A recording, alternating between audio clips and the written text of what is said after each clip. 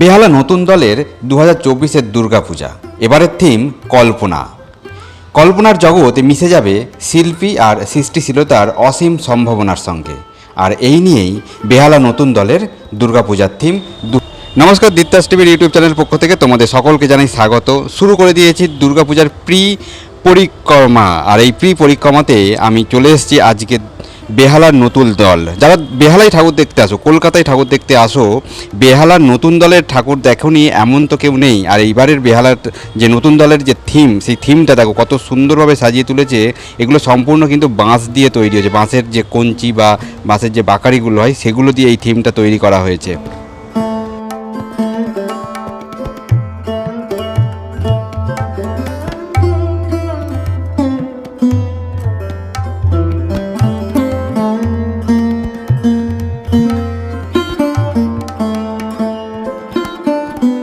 তো মণ্ডপে ঢোকার মুখে যে ডান দিকে একটা মূর্তি দেখা যাচ্ছে, এটাই কিন্তু সেই কল্পনার জগতের সঙ্গে শিল্পীর যে সৃষ্টির জগৎটাকে এক করে দিয়েছে।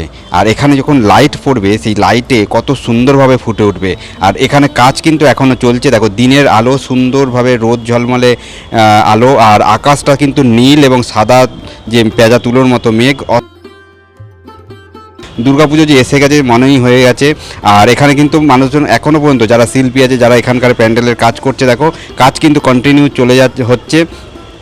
আর অনেকেই বলে যে দুর্গাপুজোতে এত বড় বড় প্যান্ডেল কেন করা হয়, এত কেন খরচ করা হয়, কিন্তু এই ভিডিওটা দেখলে বোঝা যাবে যে এর সঙ্গে কত মানুষ যুক্ত আছে দুর্গাপুজোর সঙ্গে। তাদের যে রুজি রোজগার এগুলো সব কিন্তু এইখান থেকেই হয়। তো এই যে মূর্তিটা, এটাই কিন্তু একটা আকর্ষণ। এখানেই কিন্তু কল্পনার সঙ্গে মিশে দেওয়া হয়েছে। আর তারপরে তো মা দুর্গাই আছে, মা দুর্গাকে দেখিয়ে দিয়েছি।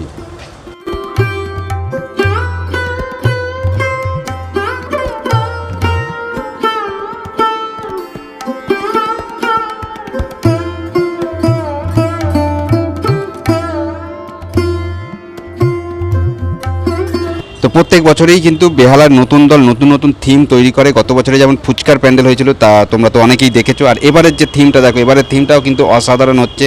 খুব সুন্দর একটা থিম তৈরি হচ্ছে, যার পরবর্তীকালে যখন এটা কমপ্লিট হয়ে যাবে এবং লাইট পড়বে, সেই সময়ের আরও ভিডিও কিন্তু আমি নিয়ে আসছি চ্যানেলে। এবং শুধু নতুন দল না, বেহালার আরও অন্যান্য যে গুরুত্বপূর্ণ খুব নাম করা যে দুর্গাপুজোর প্যান্ডেলের ভিডিও থাকছে।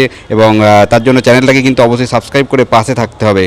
আর এইখানে যে ভিড়ও হয়, প্রচুর মানুষজন আসে বেহালা 14 নম্বর থেকে, কিন্তু এই বেহালা নতুন দল কাছে, তাই আসতে গেলে কিন্তু বেহালা 14 নম্বরে নামতে হবে। আর এখানে দেখো যে মানুষ, এখানে কিন্তু লোকজন যে যারা কাজ করছেন মিস্ত্রিরা, তারা কিন্তু এখানে কন্টিনিউ কাজ করে যাচ্ছেন এই রোদ্দুরের মধ্যে।